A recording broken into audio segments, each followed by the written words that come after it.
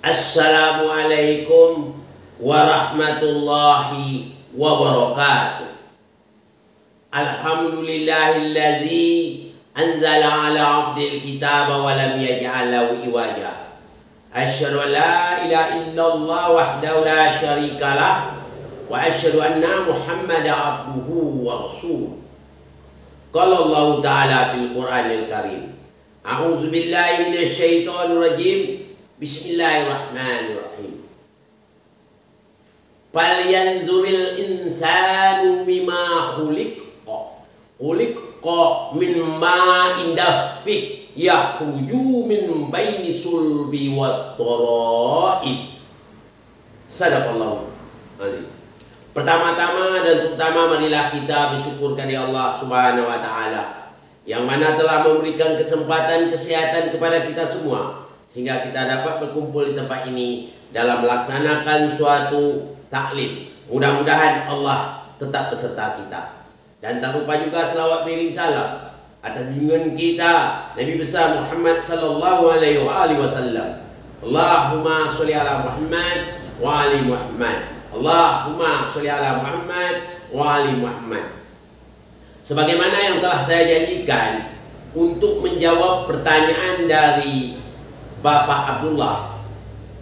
Bapak Abdullah bertanya, "Ya Ustaz, saya pernah belajar ilmu tauhid yang mengatakan mengenal Allah. Awaludin ma'rifatullah, awal agama mengenal Allah. Bagaimana cara mengenal Allah itu, Ustaz?" Yang kedua, dulu saya juga pernah belajar juga yang dikatakan barang siapa yang mengenal dirinya berarti dia telah mengenal Allah. Apakah kita bisa mengenal diri kita tanpa Allah? Tolong Ustaz jawab sejelas-jelasnya. Assalamualaikum warahmatullahi wabarakatuh. Ya, meminta Pak Abdullah saya menjawab. Memang ada dia katanya belajar ilmu apa? Ilmu tauhid tentang mengenal Allah. Awaludin ma'rifatullah, betul ya. Awal agama mengenal Allah. Jadi utamanya harus mengenal Allah. Dan bagaimana caranya mengenal Allah itu? Menurut Pak Abdullah bertanya. Tapi kalau pertanyaan Pak Abdullah ini pernah dijawab oleh Ali bin Abu Talib, oleh Imam Ali, pernah juga ditanya orang seperti ini. Orang bertanya bagaimana cara mengenal Allah. Tapi Imam Ali bin Abu Talib menjawab, "Iqrafallaha billah wa rasuli bi risalah wa ulil amri bil ma'ruf wal adilu wal ihsan." Apa kata beliau? Kenalilah Allah dengan Allah, kenalilah Rasul melalui misinya atau risalahnya, dan kenalilah ulil amri, seharusnya yang memerintah, mengajak ke arah kebaikan, keadilan, dan perbuatan yang baik. Jadi mengenal Allah itu dengan Allah.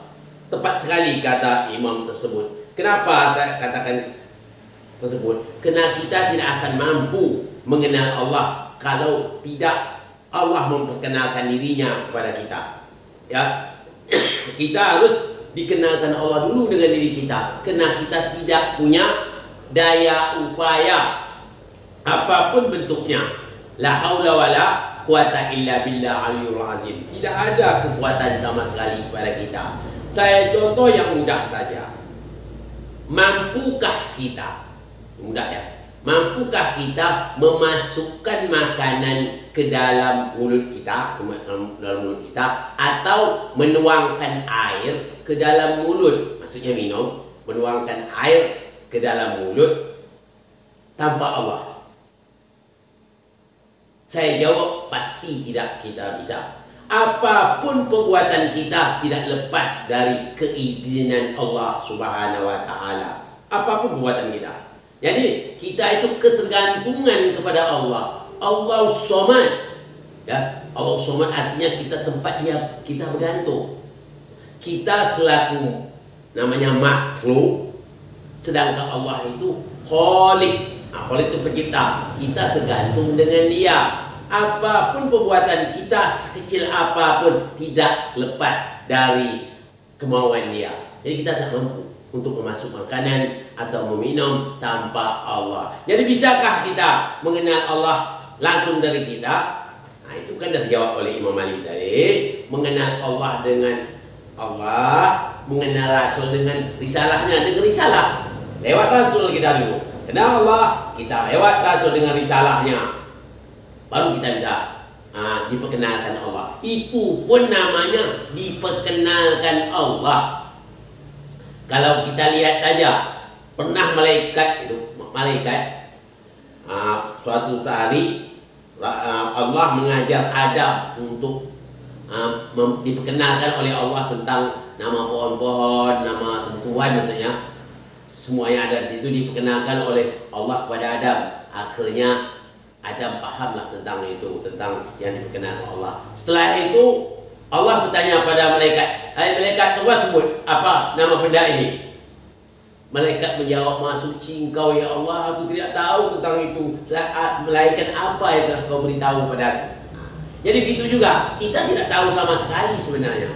Kadang-kadang kita tak tahu sama sekali, kita sok tahu. Itu sama sekali, kita tak tahu.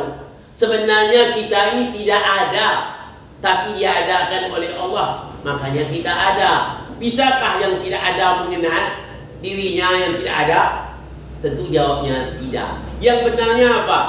Yang sebenarnya Allah lah yang memperkenalkan dirinya kepada kita, baru kita bisa kenal dengan Dia. Kalau tanpa Allah, kita tidak bisa kenal sama sekali. Ya. Jadi caranya bagaimana? Barang siapa diperkenalkan Allah dengan dirinya, maka kenallah dia orang itu. Dengan apa? Dengan risalahnya. Ya, risalahnya yang dibawa oleh Rasulullah, gitu maksudnya, beserta ahlul baitnya. Itu yang menerangkan yang sebenarnya tentang tauhid. Kita tak tahu kalau tidak dikasih tahu.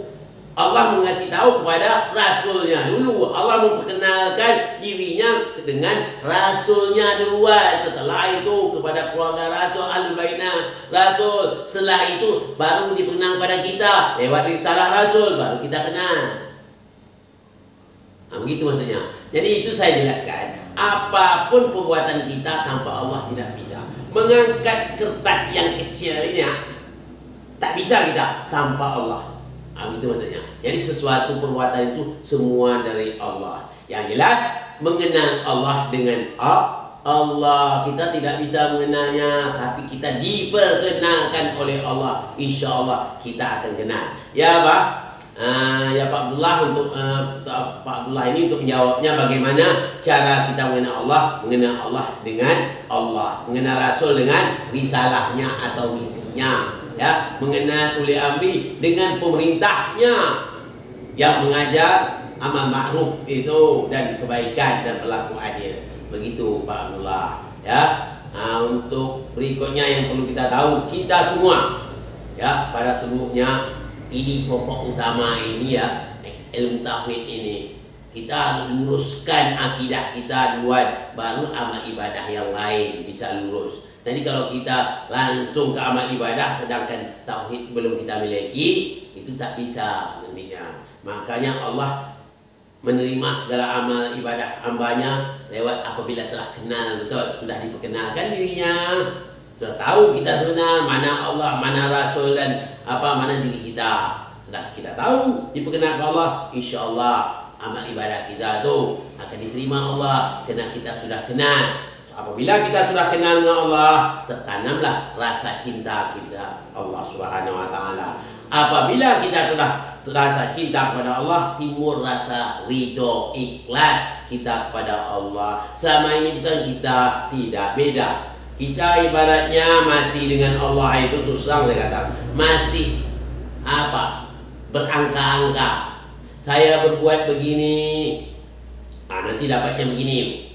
Nanti begini berangka-angka. Tapi hamba Allah yang betul-betul mantap itu sebagai dicontoh Allah kepada malaikat. Hai malaikat, coba perhatikan hamba aku itu. Ya, kata Allah, dia beribadah itu bukan karena dia mengharap surga saja, mengharap ridho aku. Dia beribadah bukan takut dengan neraka, tapi dia takut dengan kemukaanku. Karena dia mencintai aku. Begitu. Itu yang kita harapkan. Kita harap yang paling penting yang kita harap ya viralnya di sisi apa, di malaikat. Sampai kalau Allah ngomong gitu, lihat hambaku itu mereka dia berbuat hanya semata-mata kena ridho kepada aku, bukan kena diharap surga aku, tapi dia ridho kepada aku. Itu yang paling utama bagi dia. Alangkah bahagianya kalau kita ditunjuk Allah sedemikian kepada malaikat, viral kita di hadapan para malaikat. Walaupun di hadapan manusia kita tidak viral, di hadapan Allah, di hadapan malaikat kita viral. Itu yang kita harapkan ya. Ini untuk Bapak Abdullah, mudah-mudahan Pak Abdullah bisa mengerti. Kalau sudah paham, kalau belum mengerti boleh juga ya ketemu saya atau via WhatsApp telah sedia ini. Ini ada sekitar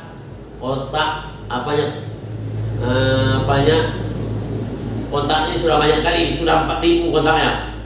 Insya Allah semuanya akan saya jawab secara jelas nanti, insya Allah ya. Ini ada 4.000 nih peserta. Jadi saya belajar, insya Allah sedikit demi sedikit nanti dapat saya jawab. Mudah-mudahan semua itu kehendak Allah. Kalau Allah menghendaki, semuanya akan terjawab. Kalau Allah tidak menghendaki, tidak dapat kita mampu menjawab. Saya terus terang berkata ya, ini semuanya adalah Allah yang Maha Kuasa. Saya tidak punya apa-apa. Ini saja yang dapat saya sampaikan pada kesempatan ini. Mohon maaf dari segala kekurangan. Wabillahi taufiq wal hidayah. Assalamualaikum warahmatullahi wabarakatuh.